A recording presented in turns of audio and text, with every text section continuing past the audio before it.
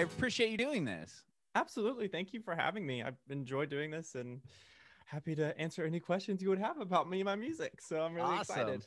My first question is, do you have any relation to Dimitri Hidalgo? I don't. Okay, because that's a really good buddy of mine, and he has the same last name, and I'm like, whoa, Dale.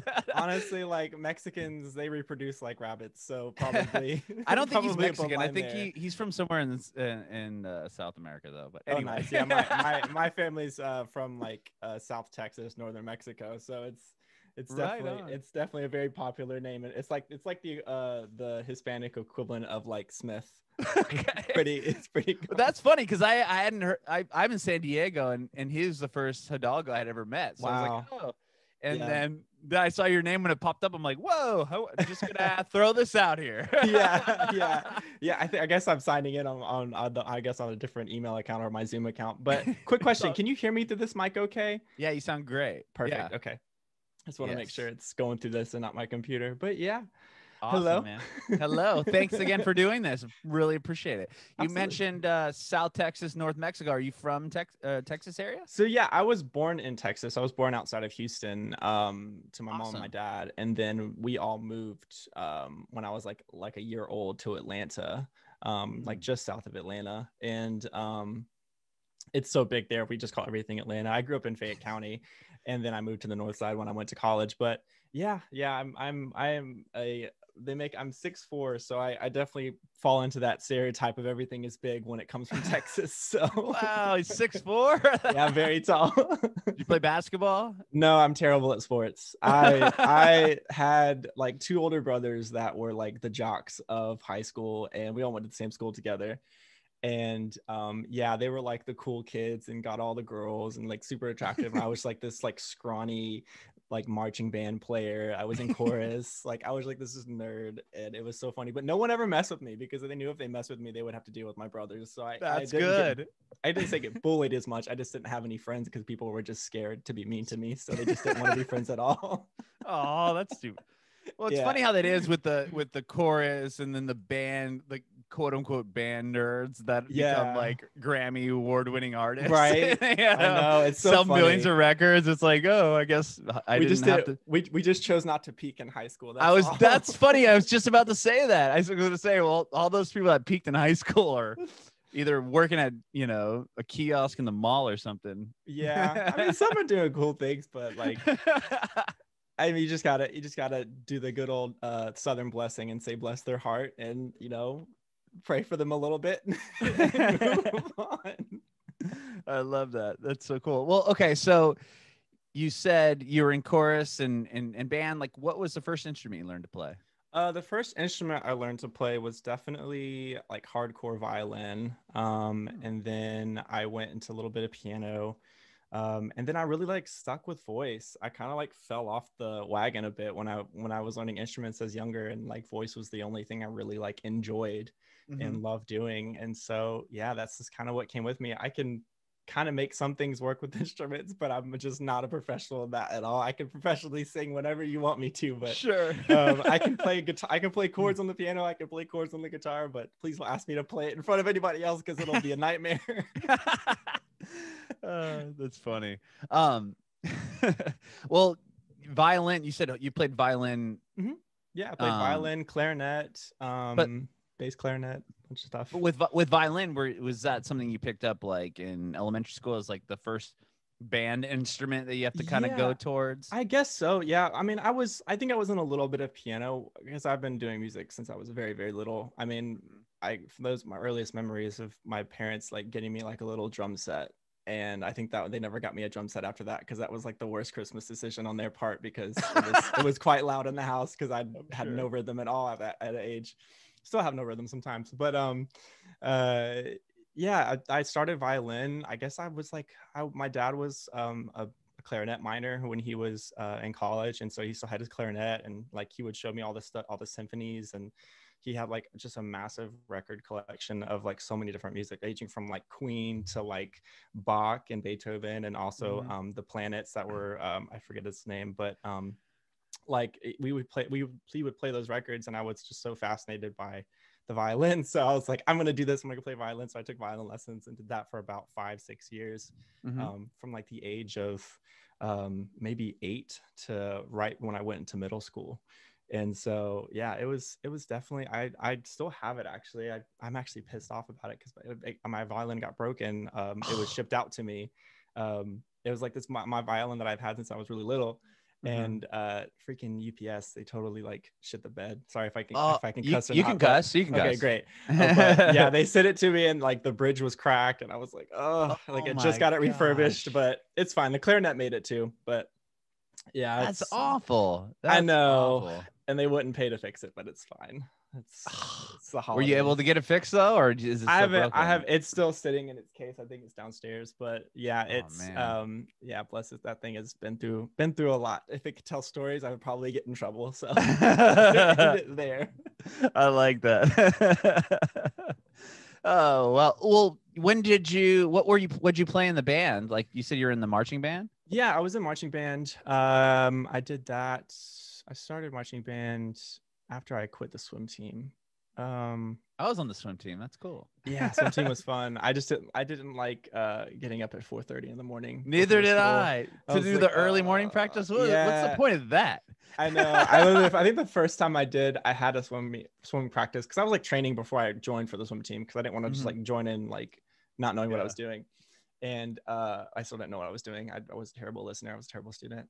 My personal swim coach probably hated me, but yeah, we would like have like practices in the morning super early, and we would have practices at the evening too. Like we would have 2-a-day practices. Yeah. And so like the first practice I ever went to, like as soon as we were done, I was like, oh, I'm so tired. And it was so early in the morning. I got to school and I like slept through my first 3 periods of class. Like it was really bad. I remember that. I had the same experience because I was a water polo player. I started playing in middle school. Wow. And then so you had to be on the swim team. That was like the requirement. If you didn't, if you didn't want to play, if you wanted to play, you had to be on the swim team. Right. And they wanted the water polo players because they were swimming all the time and we were pretty fast. I mean, we're fast, especially in the freestyle. Right. But man, I mean, I had to just stop. That swim team is the reason why I had to quit playing the other one. I probably could have had a lawsuit with that swim team because they made us do like a fire drill in the middle of a swim practice in the morning when it was like 29 degrees outside, and I caught bronchitis after I almost died. It was crazy. Like the dumbest things happen in Southern schools sometimes, and it's like it was very upsetting, but it was fine. I couldn't breathe for like a couple weeks because I had such a bad bronchitis infection. So it was fine though. I couldn't breathe. Fine. I couldn't breathe. No big deal. COVID was nothing compared to that. Right. You're ready for it. No, COVID sucked. I hope I never get that again. Yeah, same here. You had it? I had it. Me and my girlfriend. I literally like made it through this entire year making music. Thank God, because I was still able to make music, and I like was able to create a pod of me and my producer and like the writers that I worked with. So it was like I was really lucky. And then literally November 1st, my friend, one of my best friends from my hometown, is like the only friend I keep up with from my hometown. And she's actually pregnant. I just found out today, so I'm really excited. But very cool. Yeah, so she came up with her husband, and we all literally like just the 4 of us went and grabbed like breakfast at a place in Nashville. And like it was like really nice. It was like really open. There wasn't a lot of people. And it turns out that they had a wedding that weekend, and they went to a party, I guess, with the wedding, and someone had it at the wedding and they didn't know. And it was literally like 6 to 8 hours after they were exposed, and they were already contagious, and they gave it to us. And it was just like, it was crazy. It was a horrible 2 weeks. Couldn't taste anything. Her doing the dishes, like you would be out of breath, going up the stairs, out of breath. I mean, it was nuts. Yeah, it was very strange. It is just, I think the strangest thing is you just can't taste anything. You can't taste and smell anything. I mean, like I was literally That's like so bizarre. I put like my nose in in a jar of my, like just to smell my girlfriend's nail polish. Couldn't smell it at all. And nail polish is like strong. Like it's very strong smell. Nothing. I mean, it was crazy. Really? That must have been scary. It was a little scary. I mean, once it goes away, you're like, is this gonna come back? Like, oh my gosh, yeah. Like, how long could you not smell or taste anything?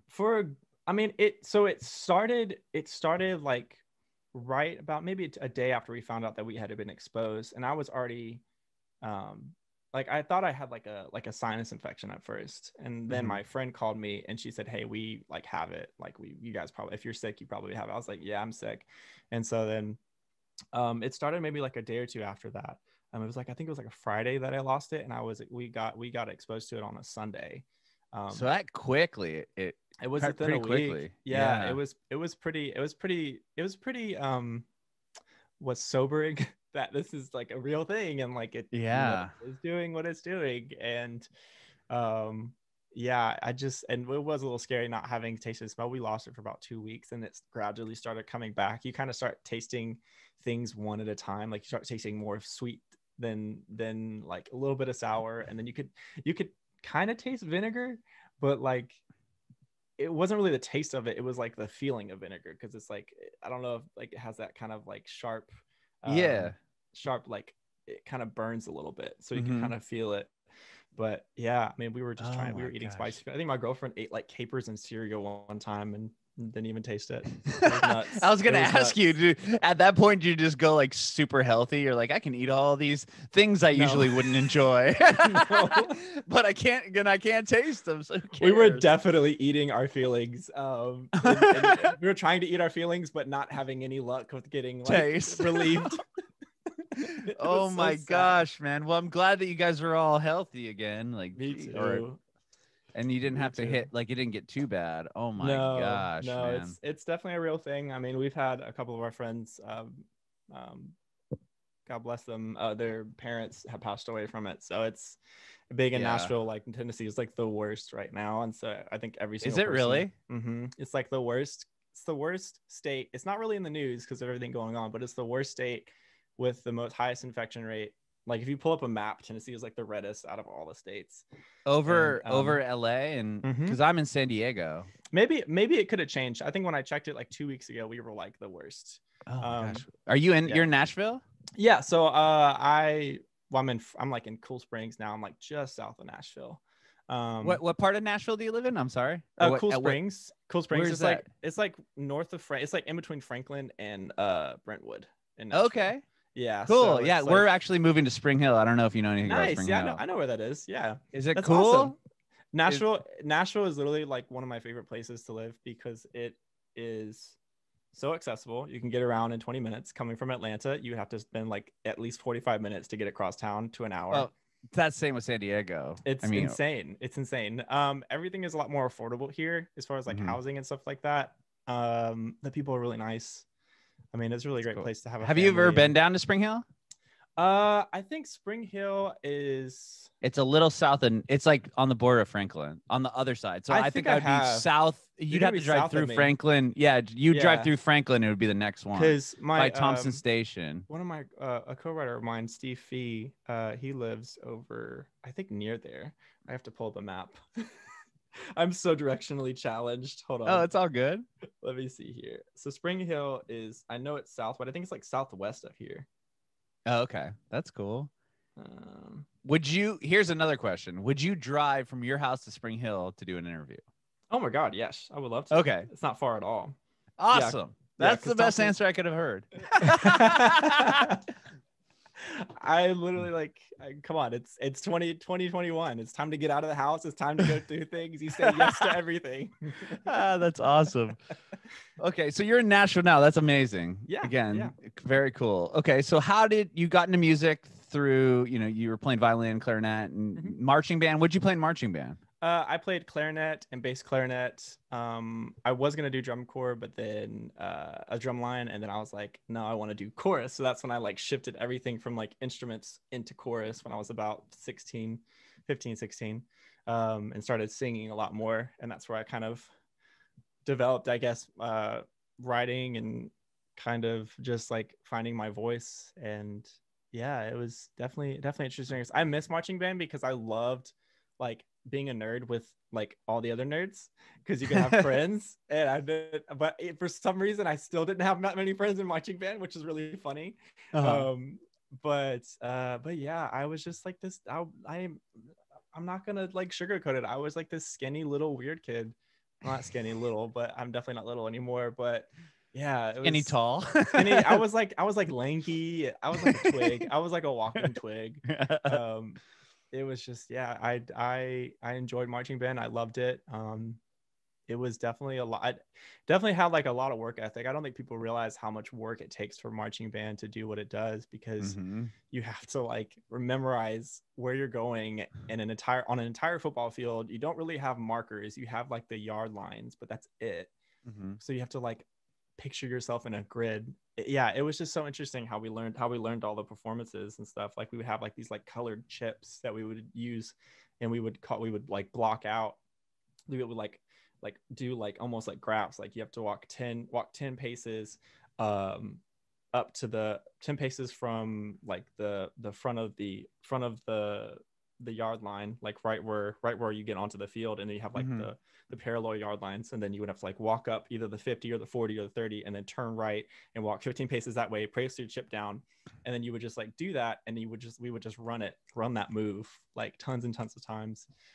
So it definitely prepared me for the recording process in a way, because you have to do a lot of takes, and you have a lot of repetition. A lot of practice, a lot of repetition. People think people just get it like that, and it's like, no, you have to like practice this, and you got to work at it. And I remember being, because we would have like summer at band camp, once upon a time at band camp, but it would just be like so hot. It would be like 95 degrees outside, and we're sitting on like, and we wouldn't practice on the field. We would practice in the parking lot, because you didn't want to mess up the field, because the football players need to use that and stuff like that. So that's why the football players have a practice field, right? So they don't tear up the actual game field stadium. Yeah. And so it was definitely an experience being. Wow. So you have to like pace it first. Like they'll have you walk through like, okay, you're going to do 10 steps and then 15 steps and blah, blah, blah.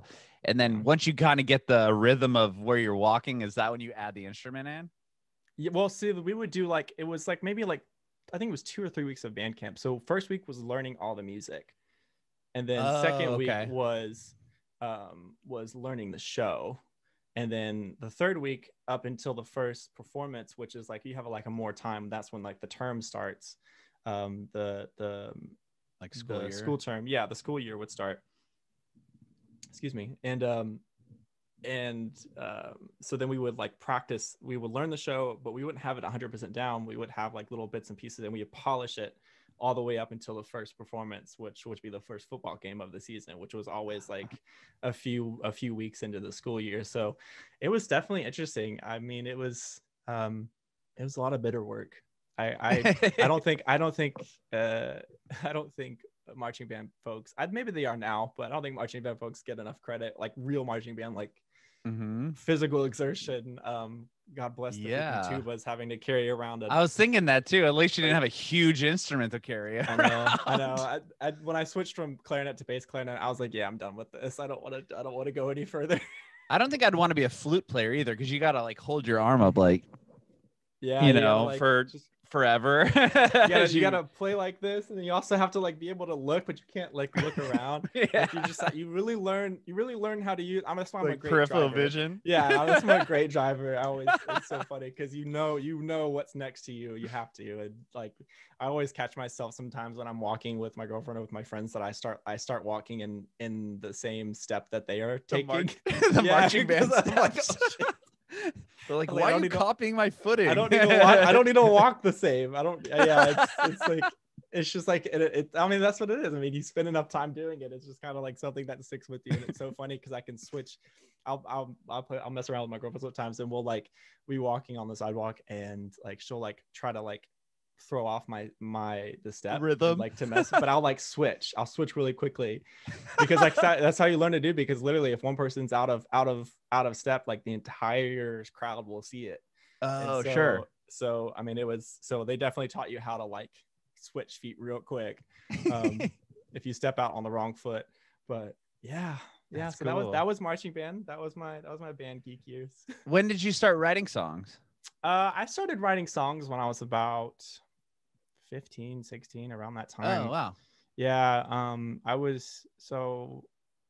wasn't as great of a singer. And I like really kind of like almost gave up on singing.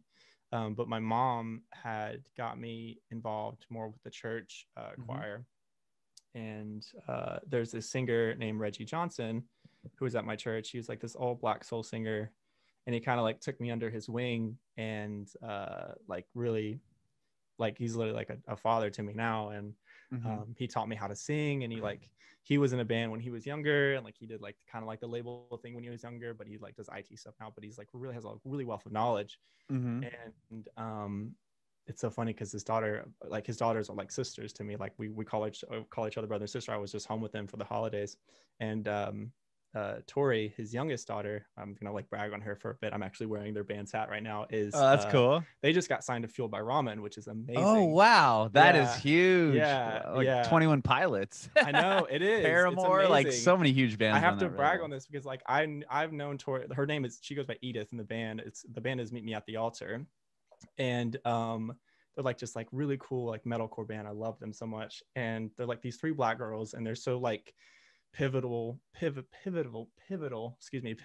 like the rock industry, and so important to kind of revamp this sound that's kind of been like a little bit kind of coming back. And I absolutely love them. They're amazing. Yeah, but they're doing the thing, and this is kind of like, I've known Tori, her family calls her Tori, but she goes by Edith, and I've just noted like we've all known each other since we were really little, because we all actually used to play violin together. And that's kind of how like Reggie was kind of involved in my life at a very young age, but we never really like connected. Our families never like put the pieces together until we actually all became friends after he started teaching me how to sing and how to write songs. And yeah, he's like I just remember like I would just go over to his house every week and like for vocal lessons, and but it was more like life lessons too. I mean, he is a really good person. He's not gone, but yeah, he was like probably like kept me on track and kept me out of so much trouble as a young kid. Yeah. So that was also around the time my parents were getting divorced and all these things were like going around. So he was like a super major blessing that kind of kept me going on music. And yeah, I attribute everything I do to him, because yeah, I wouldn't be doing it without him. That's awesome. Wow. And then how cool that his daughter's bands got signed to Fueled by Ramen. It's crazy. I was literally talking to them the other day, and I was just like, listen, he's very smart, and like, you know, the girls are fine. Like they have the right people around them, and they're amazing.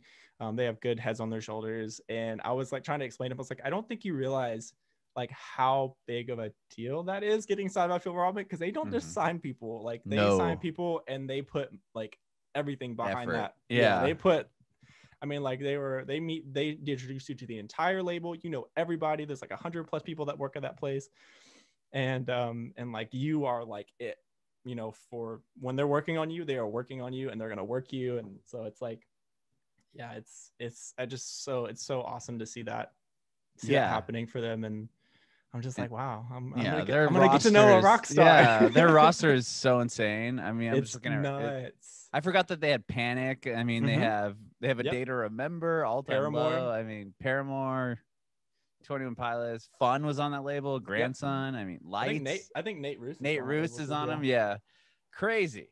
But insane. That's awesome. So you're in Nashville. So how did you get to Nashville? When did you start putting out music on your own? And tell me about that. Yeah, so I started in Atlanta. I was in college, and I started just going to the studio instead of going to my classes, because I realized I didn't like college, and I was usually just sitting in my room. It was like a repetition of high school. I didn't want to be another loner. I wanted to actually make connections with people, so I started going to the studios. Yeah, I was around like 17, 18. The first time I stepped in the studio was I was like 17, 16. And Reggie had brought me to a studio, and I remember like being in the booth for the first time, and like just seeing all the gear and seeing all like this. It just looked like you would have. I'm a huge nerd, so you would have thought I walked onto like the bridge of the Enterprise. It was just like, it was insane. It was just so great. And yeah, I knew that this is what I wanted to do, and this is what I wanted to go for. And so that was kind of like the spark of being an artist and being in a studio and writing songs with people. And so when I went to college, I started going to college for like music, and it was like more of like a classical school, and I didn't like it. And so you went to a music college? Yeah. So I went to Kennesaw State, the Kennesaw State Music College, and they have a really great program there for for music. I mean, it's really underrated. The choir director there, Dr. Blackwell, she's an amazing.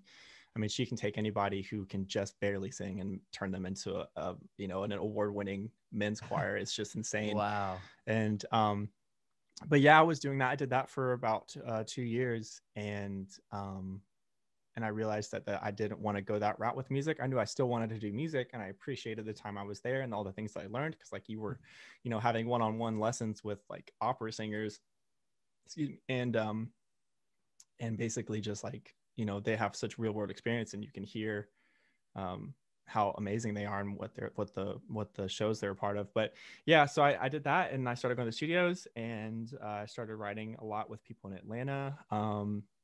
A lot of R&B people. One of my good friends down there, Libby V, Blanco Brown. I was writing with him at the time. I was like in the studio when he was writing a lot of those songs that came out on his last project. And really? we did a song together. We wrote a song for a show called Saints and Sinners. I think it's on Hulu now, but we did the season 2 finale song for that. And I was actually like the first time I did stuff as an artist. Wow. Singing, on a show. It was really amazing. We did that song with Focus from Dr. Dre's Aftermath label. So yeah, that was kind of like a really kind of surreal experience at a young age. I was like, oh, this is really cool. Like, I'm working with amazing people. I'm just like this like scrawny like half Irish Mexican dude, scrawny kid working with really amazing people. And Blanco at the time, like he wasn't Blanco Brown yet. We just call him Blanco the Ear, because he was this amazing writer. He was a vocal producer, and at the time he was like vocal producing Monica, and he did Fergie's Milk Money song. Really? Yeah, like he was the one that put that choir together in that song. Like he's an incredible artist, an artist in the sense of just a creator. And so he actually like gave me vocal lessons there for a minute, but then we just became really good friends, and we would just go to the studio together. And I was not really a great writer at that time, but I would just like sit there and like be in the session and be involved in the music.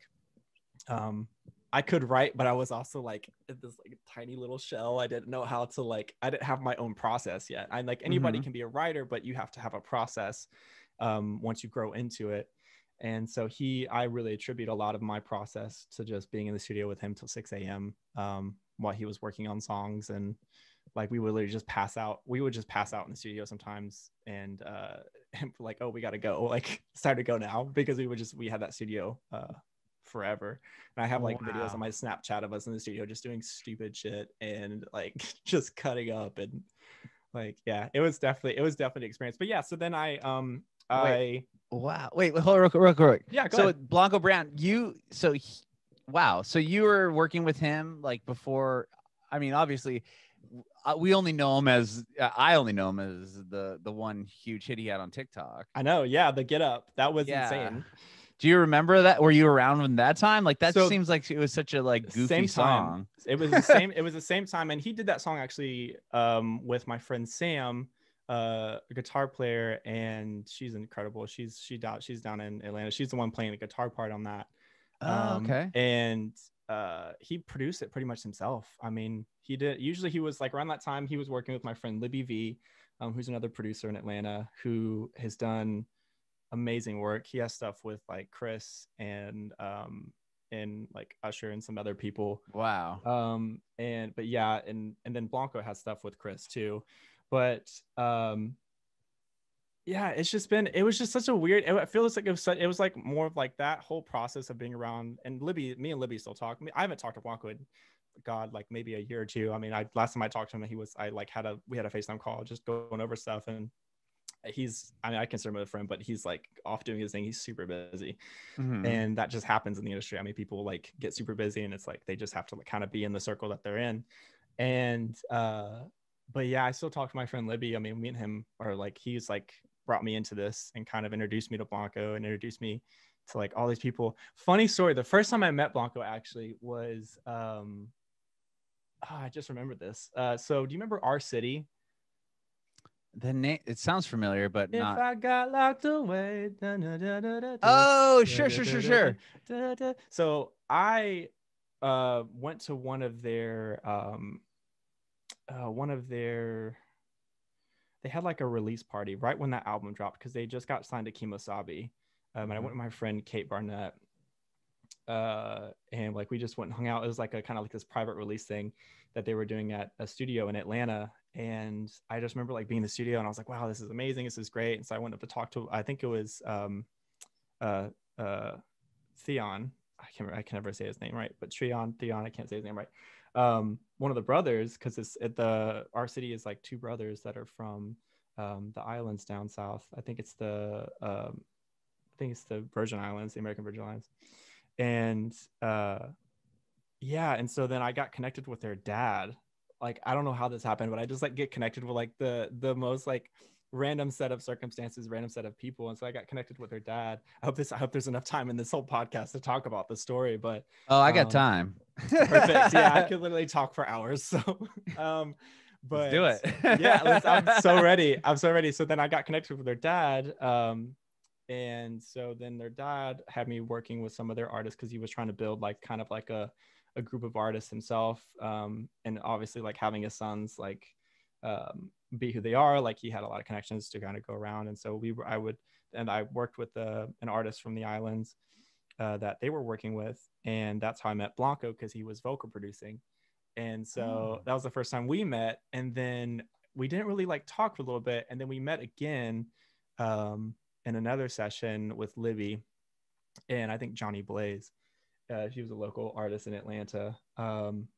But yeah, it's kind of crazy how like you just meet all these different people.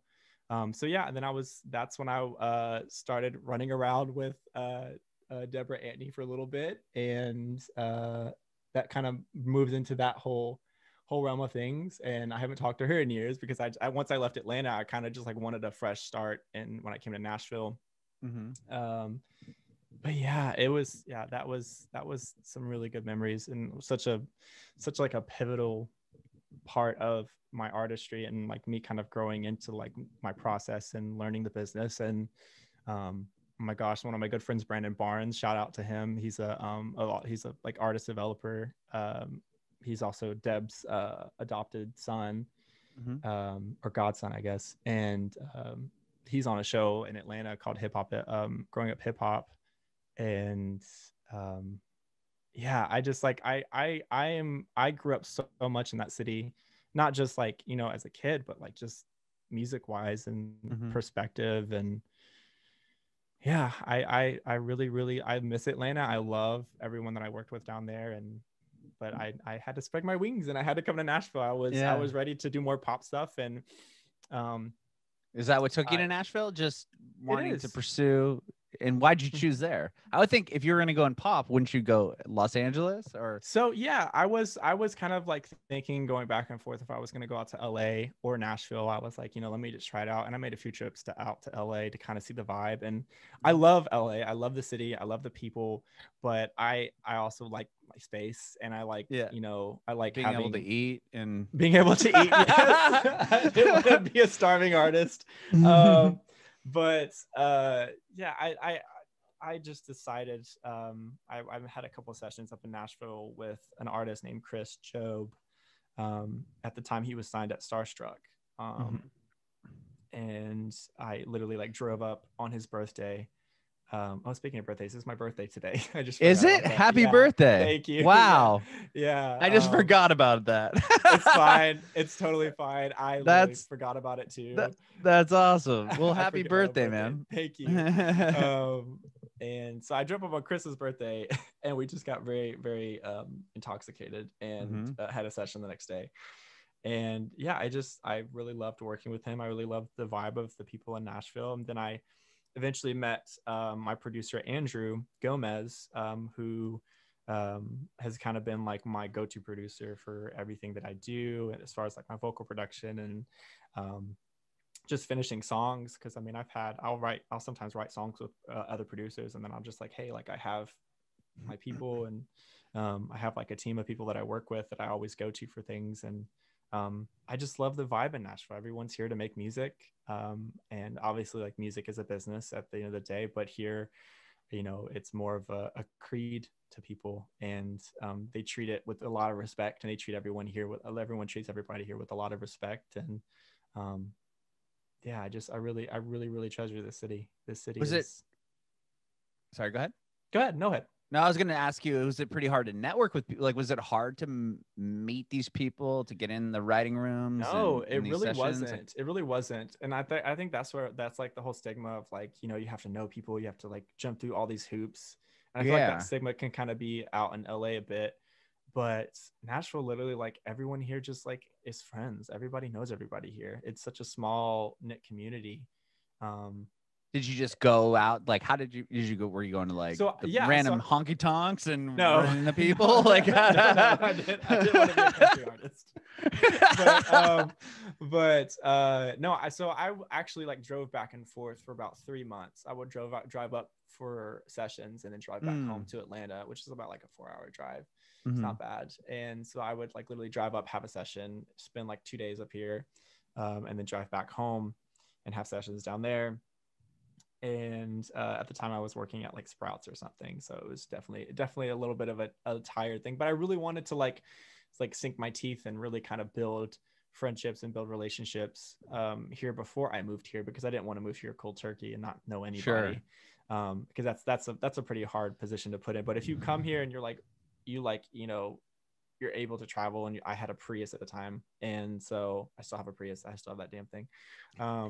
Best car ever. Yeah, it saves you on some gas though, oh right? my gosh, yeah. I put so many miles. I would get off work and like head up to Nashville, and I was like on like a little bit over half a tank, and I was like, I don't know if I'm gonna make it. I didn't have any money, and I would have to like borrow like $20 to get back. I mean, that was literally how easy it was. And so yeah, so that it just really kind of built a community up here. I started working with Andrew. I started working with Elena Cross, Ren Anderson. I started working with a few other people. Their names are escaping me, but that was kind of like the core group of people that I work with. Elena's a really great sync artist here in Nashville. She's incredible. Please like check out her music. Ren is an amazing artist too. He just put a song out. I know I'm like plugging my friends here a little bit. I love it. Keep going. But yes, they're the people that really changed. They really gave me a home. I feel like they're like some of my best friends, and I think that's what I found here in Nashville. Is I found like my best friends and the best people I can make music with. And not that I didn't have really good friends and best friends in Atlanta, but I was just like ready for something else. And I knew that I had to take everything that I learned in Atlanta, and I needed to kind of to plant some seeds elsewhere. And so yeah, that's when I decided to move to Nashville. I packed everything up in my Prius after about 3 months of going back and forth and trying to like weigh the decision. I was living at my mom's house at the time, and God, she was ready to get rid of me. And she's like, "You're gonna go to Nashville?" Shoos you out the door. Great. She was so excited. She's a little too excited, but no, my mom, bless her heart, she has supported me in everything in my music. She has believed in my dreams since day one, before even I believed in them. So that's amazing. Yeah, she's like my number one fan always. And but yeah, so that was like I was kind of going back and forth in the decision. And so then I finally made the decision. I packed everything up in my car, and I packed my studio up, and my speakers, my stands, my gear, and I was like, all right, I'm going to Nashville. And and so yeah, so then I was coming to Nashville. I had made plenty of friends, and I had like a place ready to go. And they were it was actually Chris's roommates. I was going to move in with Chris Job's place, and his roommate had owned the house, and I was like 10 minutes from pulling into the driveway, and he pulled it out from under me. So I literally had like 2 months rent in my hand, like cash. I was ready to go. And he's like, yeah, I have to hold the room for somebody else. I'm sorry. After we already agreed that I was going to take the room, and that I already told him I was on the way. And so that was very interesting. And so then I basically, thank God, I made so many friends before I moved up here. So I called my friend Ren, who lives in Franklin, and he has a house in Franklin. And he was like, dude, just like, pay me 2 months rent of like, and it wasn't even as much as what I was going to pay 2 months rent anyways. It's like, just hang here so until you find a place. And so that's why he's one of my best friends. Like he's like That's my big brother. awesome. He's like my big brother in the city. And he's an amazing artist, an amazing guitar player and writer. And yeah, and so it was definitely like a life-saving experience, because I was gonna be like, I don't want to live in my car. This is why I didn't want to go to LA. Right. But no, yeah, it was definitely it was great. It was that was like back in 2018 when I moved here.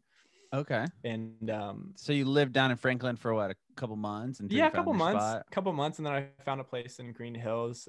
Liv Moraldi, who is an amazing again, like everyone here does music and everyone knows everybody, so it's just I love that. So it's, you know, she was another musician. She was getting signed to Altadena at the time.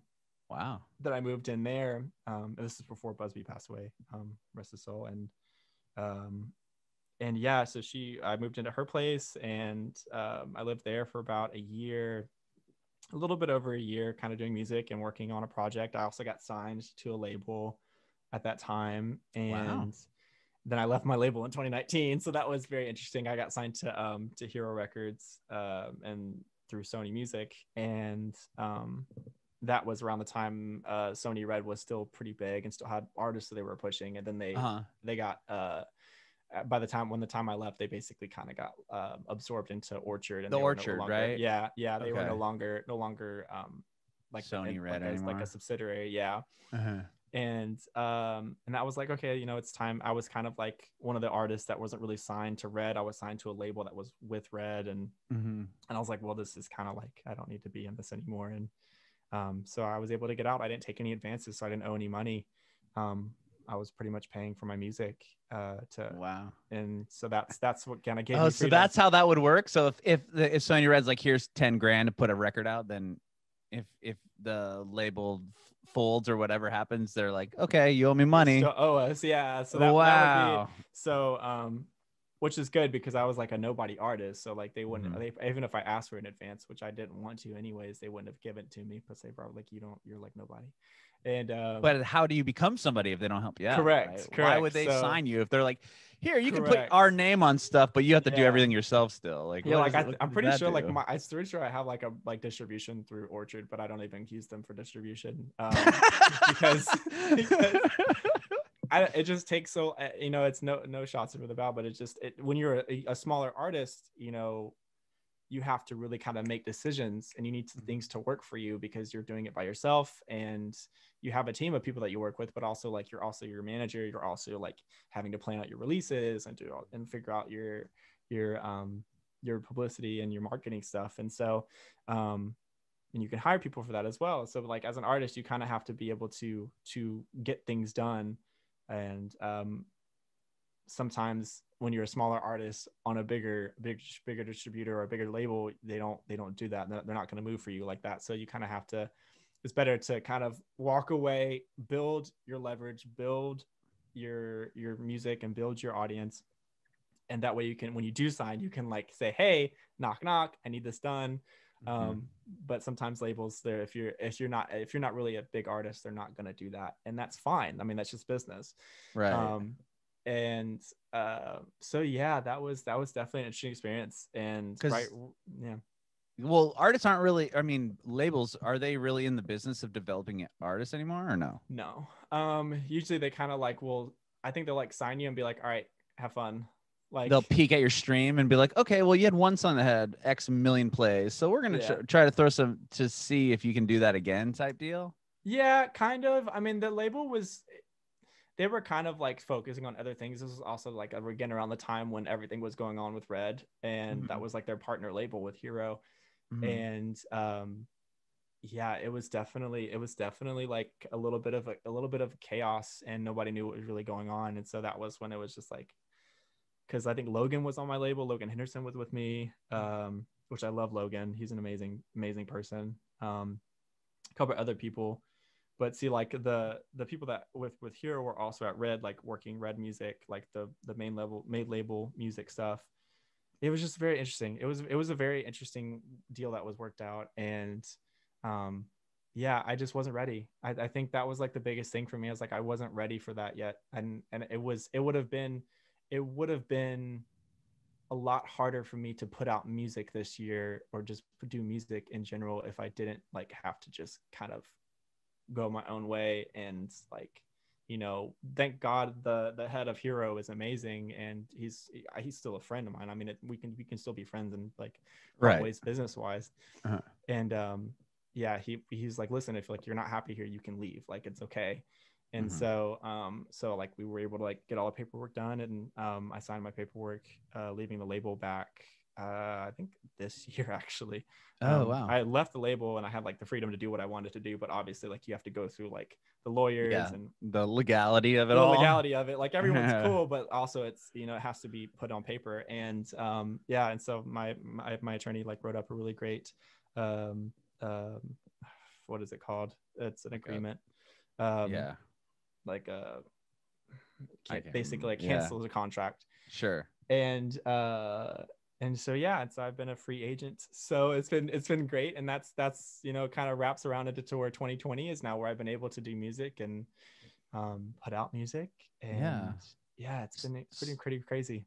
Was Rebound put out through them, or was that a record that you put out on your own? So a couple of the singles that were put out from Rebounds before, and that was like around the time that everything was kind of like spinning around, and that project was done like middle of 2018. Wow. Yeah, that project was done like 2018, and 2019 I like literally like we put out singles for it, and I was just like, this isn't working. And I think I put like X's and O's for that, and I did Lie to Me, and then I did Weekend Fixes. I think were like the 3 singles I put out on that project. And then when 2020 ran out, I was like, literally like, these songs have been sitting in my catalog, they were done, they're paid for, like I'm just gonna put them out.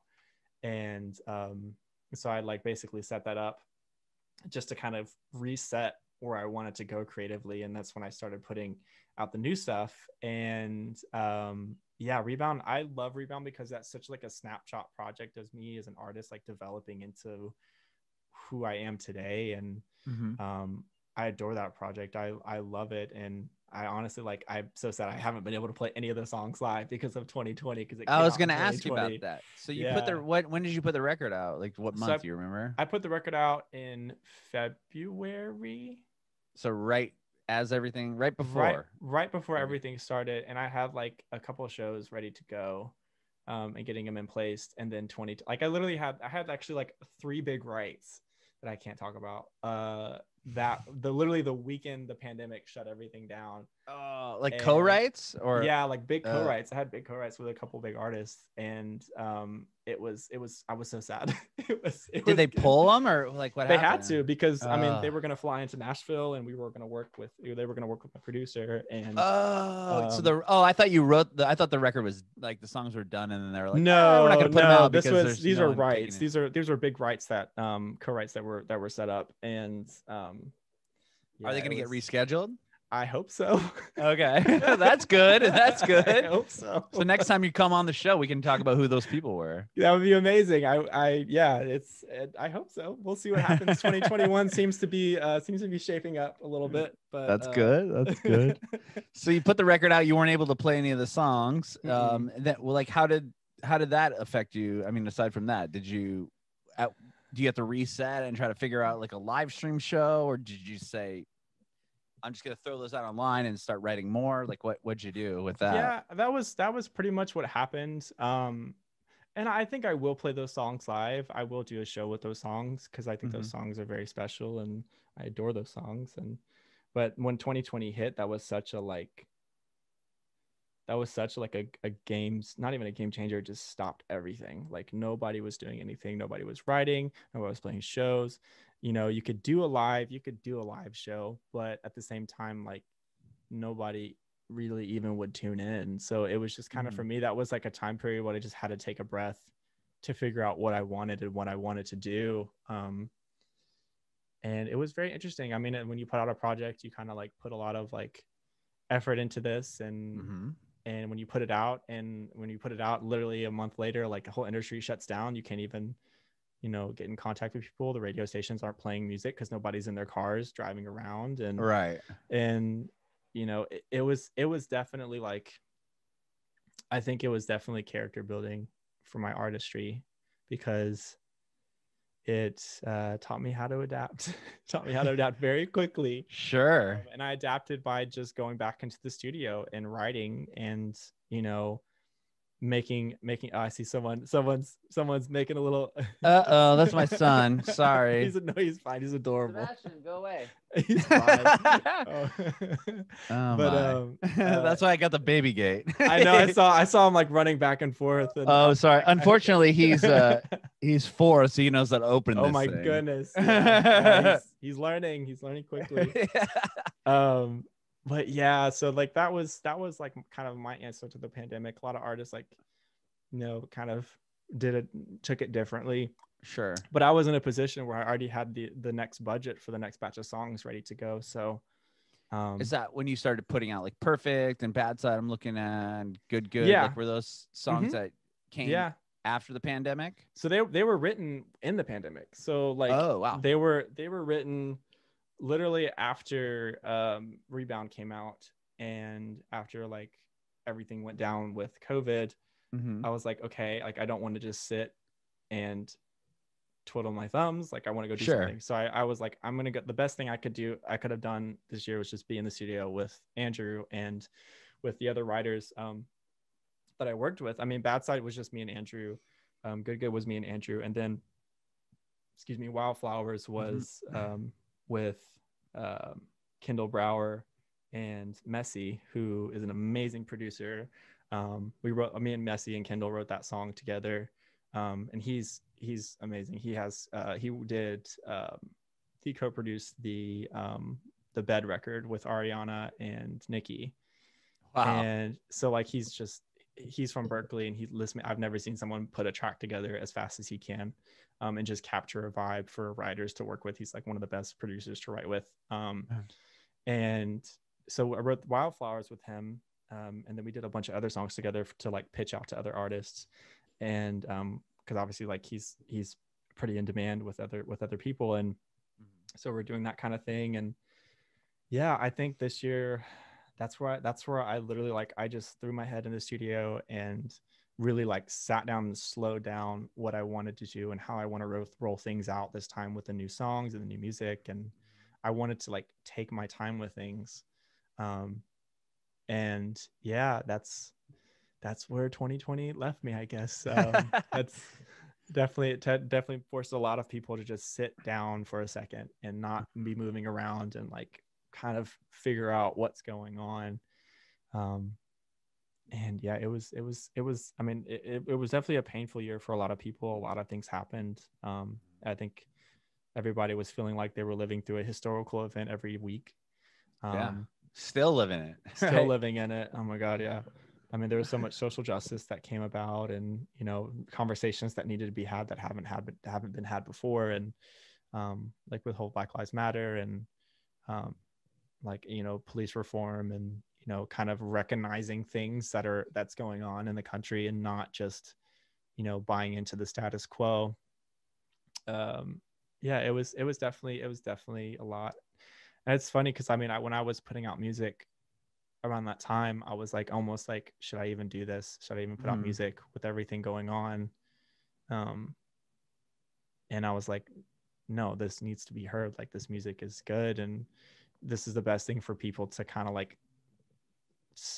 of come together around. And that's like something I think it's been missing from 2020. It's like, we didn't have the festivals, we didn't have the big live performances, like nothing, you know, everybody was literally had to sit and listen to music and consume it on their laptop in their room. Like, you know, like you could do live streams, but, you know, there's still like, some people are just like, no, I don't want to see, I've been on the computer all day working, why do I want to hop on a live stream and watch people, you know, like everyone was working remotely. Oversaturated in the beginning there. It was like everybody, but everybody also thought it was going to last like 2 weeks. Exactly. I was like, oh, this will be done by summer. Like, we'll be able to do stuff again. Yeah, they rescheduled all these huge festivals for like October. I'm like, that's a bit ambitious. Okay. Yeah, it was I can compare it to like trying to catch a flight into Buffalo for Christmas when they're having lake effect snow. The flights just keep getting pushed back and pushed back until they finally just cancel everything. Cancel everything. And that's what it did. I mean, that's what happened. And I think that's why I didn't do live streams. I didn't do live stuff when that was happening. I think that's kind of where I was just like, I'm going to go into the studio. Like,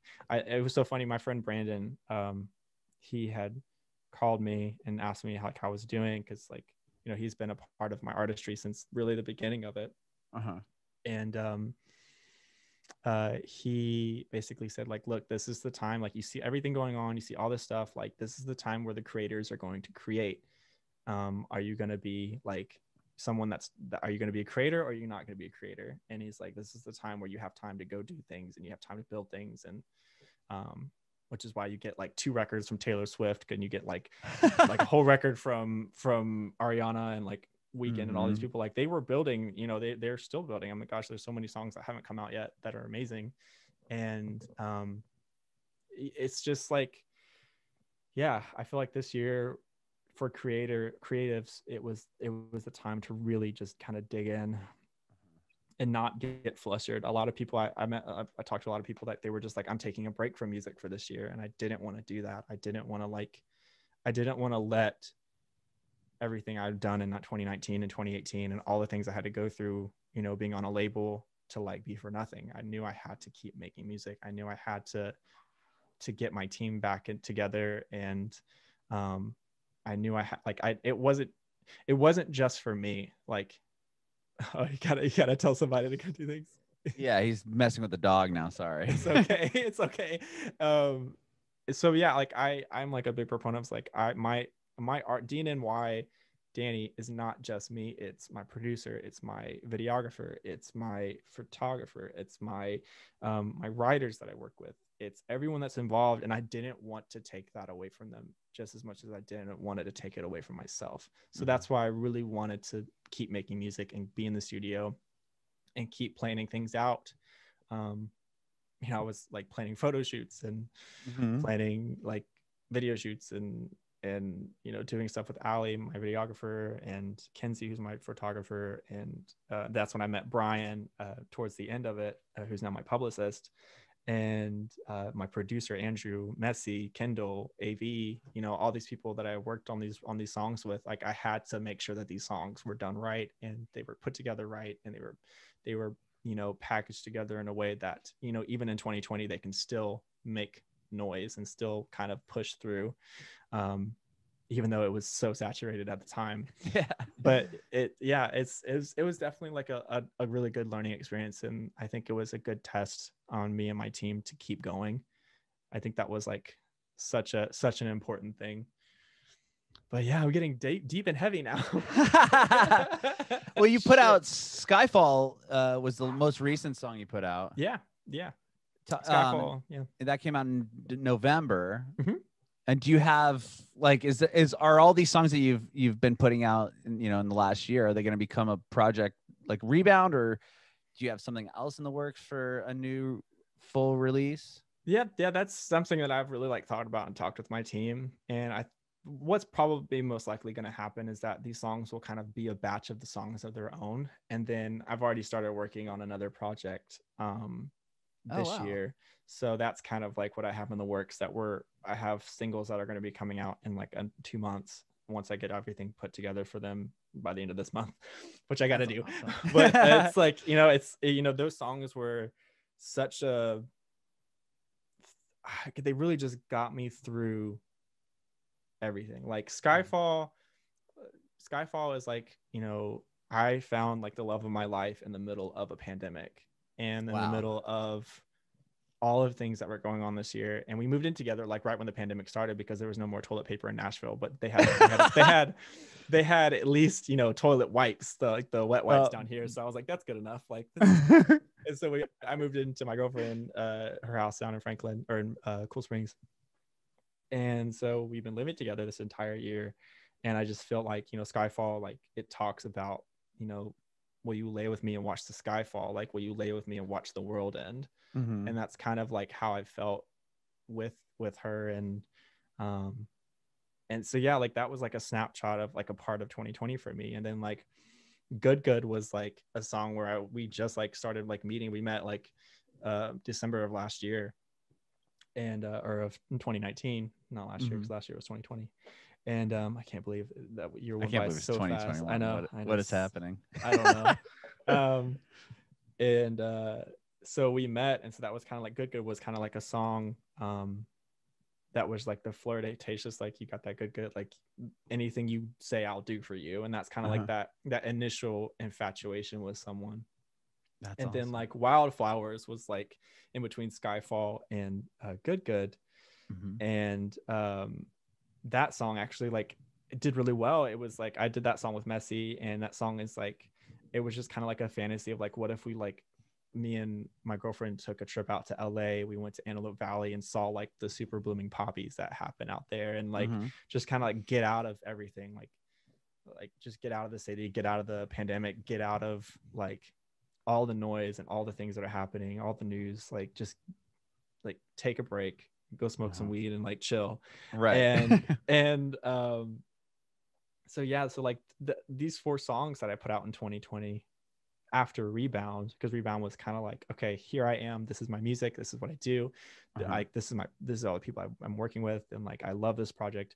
But then when 2020, when the pandemic hit, I had to like really kind of like write from a place of like, what am I going to write today? Like I didn't go to the bar last week, like I didn't go to a festival, I didn't go to like a show, I literally like have been doing the same thing. So like, what do I want to write about? And even like Bad Side is like kind of like a breakup song, and like it was kind of like my ex was trying to reconnect with me in the middle of the pandemic, and like I just didn't want to have any of it. And like I'm do my best to be like as kind as I can be to anyone, because I think everyone deserves respect, and I think everyone should feel, you know, good when they're around me or talking to me, because like I don't want anyone to feel bad, because I think I've been that person that no one ever wanted to talk to and no one ever wanted to be around.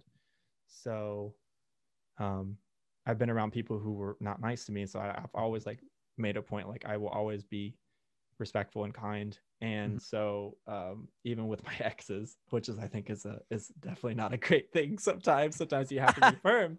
And so like Bad Side was like a song to like basically say like, you used to lie next to me on the bedside, now your only memories in the midnight meant so much to me, I can't lie, now you bring the worst out of my bad side. So like that's kind of like revealing to me as like I don't have to be kind all the time to people who've hurt me. And so yeah, so that's like kind of like where 2020 was. And then Skyfall, like kind of capping that off, is kind of like this whole year I've literally had somebody to see like and talk to and go through with. And I don't think a lot of people like, I think a lot of relationships started in 2020 and then like ended in 2020 when they moved in together. And like because everyone was like really like, you really had to like hunker down and not like see people because of the pandemic, because we didn't know at the time when it first like hit, and we didn't have any treatments, and like it was just like crazy, and it was apocalyptic. I mean, it was really like I think so the Skyfall I did that with AV and Messi, and I absolutely adore that song, and I cannot wait to play it live. I'm so excited. But hopefully sooner than later. I have like a couple things lined up. Even if it's not live, I may be doing like a live video shoot. So that will be fun. It won't be like a live like streaming thing. But it'll be really fun, because I'll be able to get my band together and we'll go do stuff. And cool. That song is like just like a perfect cap to the end of 2020. And now there's more songs that 2021 I'm probably going to be writing. I have like 3 songs lined up. Can't wait over the next like couple months. So I'm really excited about those. Very cool. Well, dude, thank you so much for hanging with me today. I really appreciate it. Dude, absolutely. I absolutely love chatting and talking about life and music, and this has been so much fun. Yeah, I know. Yeah, I think we should do this again. And when you move to Spring Hill, please let me know. I would love to come hang. I would love to have you. Yes, that will definitely happen. I do have one more question for you though. Sure. I want to know if you have any advice for aspiring artists. Take your time. Take your time. It's okay to mess up. It's okay to make mistakes, learn from it, grow from it. Find your process and find a way to love your process, because I think a lot of people can get frustrated. So yeah, I would definitely say take your time, have patience with yourself, and you know, have people around you that you can trust and rely on, and be reliable, and, you know, don't betray that reliability and trust. Bring me a bad word.